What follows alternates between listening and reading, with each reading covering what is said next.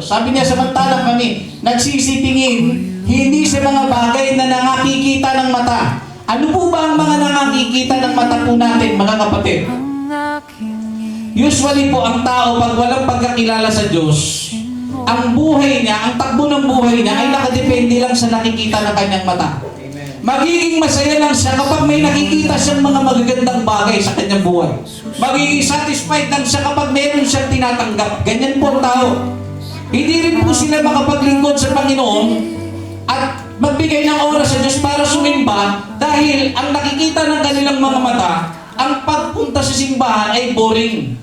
Ang pagpunta sa simbahan ay isang bagay na kung saan ay hindi naman ganun kahalaga. Kaya kung mapansinin nyo, inigid-ligid po ninyo ang inyong mga mata. Maraming mga tao, wala talagang panahon sa Diyos.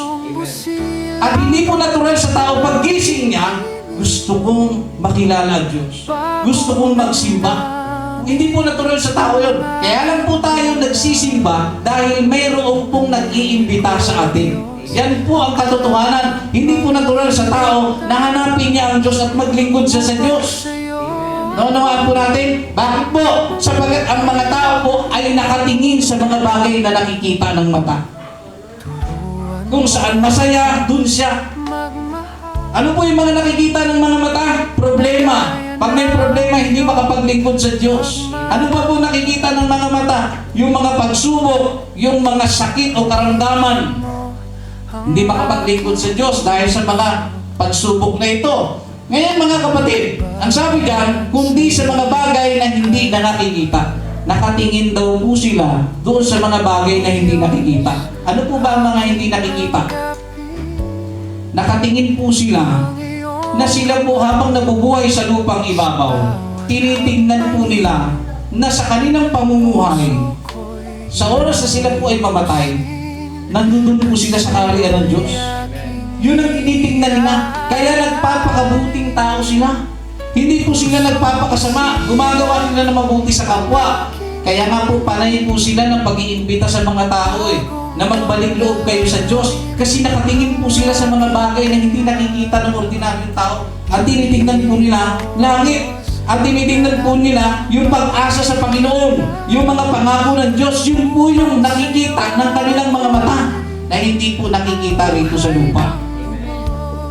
Pag tinanong kayo, kayo ba naniniwala sa Panginoon? Amen, di ba? Pag hiningan kayo ng ebidensya, sige nga, kung talagang naniniwala ka sa Panginoon, patunayan mo. Pag tinanong kayo, Christian ka ba? Pag sinabi mo nga po, patunayan mo nga Kristiyano ka. Kasi hanapan ka ng ebidensya. Ngayon po, mga kapatid, sa tanong pa lang, sa isang tanong pa lang na naniniwala ka ba sa Diyos? At sinabi mo oo, at hanapan ka ng ebidensya, baka pumalpak ka, kapatid. Kasi kung naniniwala ka sa Panginoon, dapat may takot ka sa Kanya at naglilingkod ka sa Kanya. Hindi ka dapat nakikita sa oras ng gawain ng Diyos, nasa sugalan ka, nasa party-party ka, nandoon ka sa siraan ng buhay. Kung talagang ikaw ay naniniwala sa Panginoon, dapat nakikita sa buhay mo ang ebidensya. Dapat nakikita na iba ang tao kaysa sa maraming tao. Ano ibig sabihin? May mga tao nagsasabing naniniwala sila sa Panginoon, pero ang buhay po nila walang pagbabago.